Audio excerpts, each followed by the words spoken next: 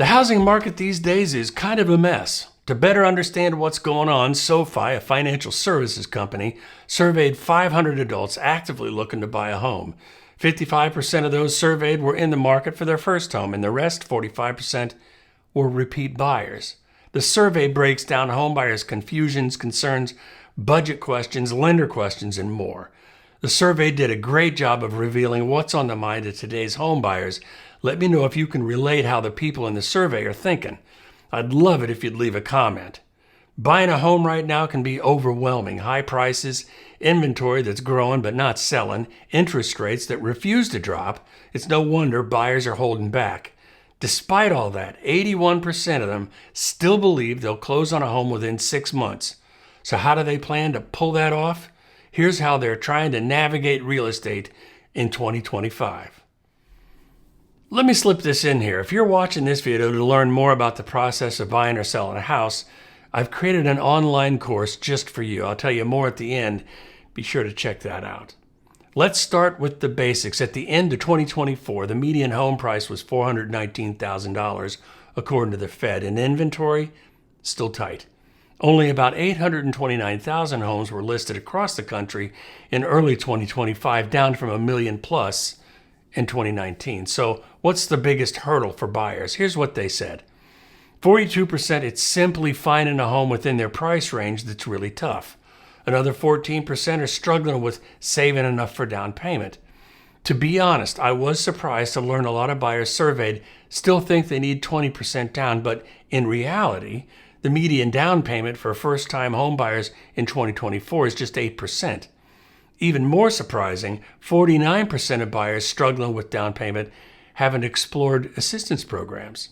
These are all common conversations I have with anybody getting started. Credit scores are another roadblock. 11% of buyers said their credit score is the biggest challenge. The same number said they're struggling just to get approved for a mortgage at all, and that makes sense. Your credit score impacts not just whether you qualify, but your interest rate too. Just know there are steps you can take to improve your credit score, and it is absolutely worth the effort to get that squared away first. So what's confusing buyers the most? Now check this out. When asked what part of buying a home was the most challenging, 41% said just finding the right property. That's different than finding the right price range. Not far behind, 38% said they're overwhelmed by mortgage options. 32% are confused by home inspections. 31% feel lost in the paperwork. And 26%, they're not sure how to pick a real estate agent. There is no shame in that because there's millions of us out there. Technology is becoming a game changer. 65% are using sites like Zillow and Redfin. 41% are going with online lenders. And 39% have used virtual or augmented reality to tour homes. Even more surprising, 40% said they buy a house sight unseen if it checks all the boxes. To be honest, I didn't believe this. That's something that's very easy to say, but very risky to do in real life. But among those buyers surveyed, here's how they'd minimize risk for an unvisited home. 55% request extra info from the seller or the agent. 49% research the area online. 46% hire a local inspector. 43% use virtual tech. 42% talk to a real estate attorney. So good luck with that. Let's talk money strategy. 92% of buyers have changed their financial habits to afford their home. Here's how they're saving. 49% cut non-essential spending. That's good. 45% increased their savings. That's good. 41% picked up a side hustle. That's good. 26% downsized their living situation. Don't know what that means. 25% got help from friends or family. Now let's look at budgets. Here's how much buyers are planning to spend. 29% are budgeting $250 to $500. 23% are in the $100 to $249 range. 25% expect to spend $500 to $1 million. 15% are aiming under $100. 7% are budgeting over $1 million, and over half of buyers with a $500,000 budget plus make less than $100,000 per year. They might be rolling equity from a first home into a second one or planning a cash deal.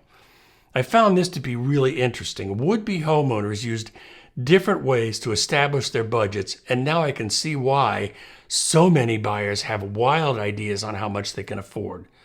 48% assessed their own budget, period. 37% used an online calculator. 36% consulted a financial advisor. 36% based it on a credit report. 33% based it on debt-to-income ratios. 27% based it on a lender pre-approval. Nearly half basically guessed at what they could afford. Half established a budget on their own. This is a formula for heartbreak. Only 27% called a lender. I could not believe it. I found that those that talk to a lender first have a lot less heartburn. So here's the cost that buyers are most concerned about, and I have to chalk this up to being simply unfamiliar with home ownership because most of these are non-issues in real life. 47% were concerned about maintenance and home repairs. 46% were concerned about property taxes. 45% were concerned about the mortgage payment. 39% were concerned about insurance. 30% were concerned about utility bills, and 26% concerned about HOA dues. In reality, the mortgage, taxes, insurance, and HOA, if any, those are known quantities going in. Utility bills are based on your usage, so you have control of that. And when it comes to home repairs and maintenance, your home inspection should tell you pretty much what you need to know about that. So how much are buyers planning to put down? 7% are looking into zero down options. 10% are planning under 5%. 19% are going with 6 to 10%. 30% plan to put down 11 to 20%. 23% are going above 21%. Only 10% said they weren't sure yet. And there are real options out there, FHA, USDA, and VA loans that can all offer lower or no down payments. But that's another lender question. Choosing a lender is no small thing. Here's what buyers said they care about the most. 64% said interest rates. 50% said looked at lender fees. 48% compared closing costs. 40% wanted special loan programs. 39% focused on reputation and reviews. My recommendation would be to find someone who's had a great experience with a lender and get that referral.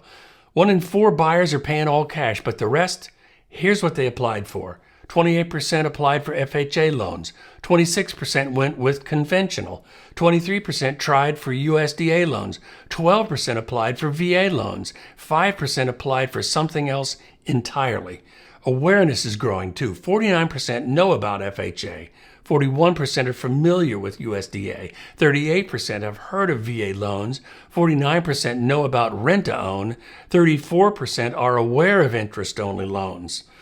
We just went through a ton of statistics that shows there is a lot to learn when you buy a house. I think what the survey shows is that today's home buyers are motivated. In some circles, this is called pent-up demand, and there's a lot of that. But the other thing is there's a lot of questions about how it all works. They're trying to piece it all together while avoiding expensive mistakes. That's exactly why I created the Real Estate Roadmap Crash Course. It's designed to help you think more like an agent and to help you better understand what's happening, especially since the NAR lawsuit and the settlement changed the rules. New rules, new normal. I'll leave a link in the description box for the Real Estate Roadmap Crash Course. There's a free video that explains things in more detail. I hope you'll check it out. Here's what today's buyers are proving. You don't need to wait for perfect conditions. You just need to know your numbers, understand your options, and have a plan.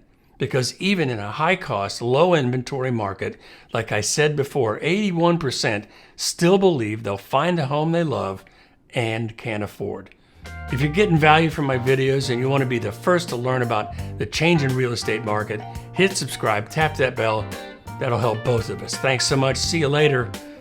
Talk to you soon.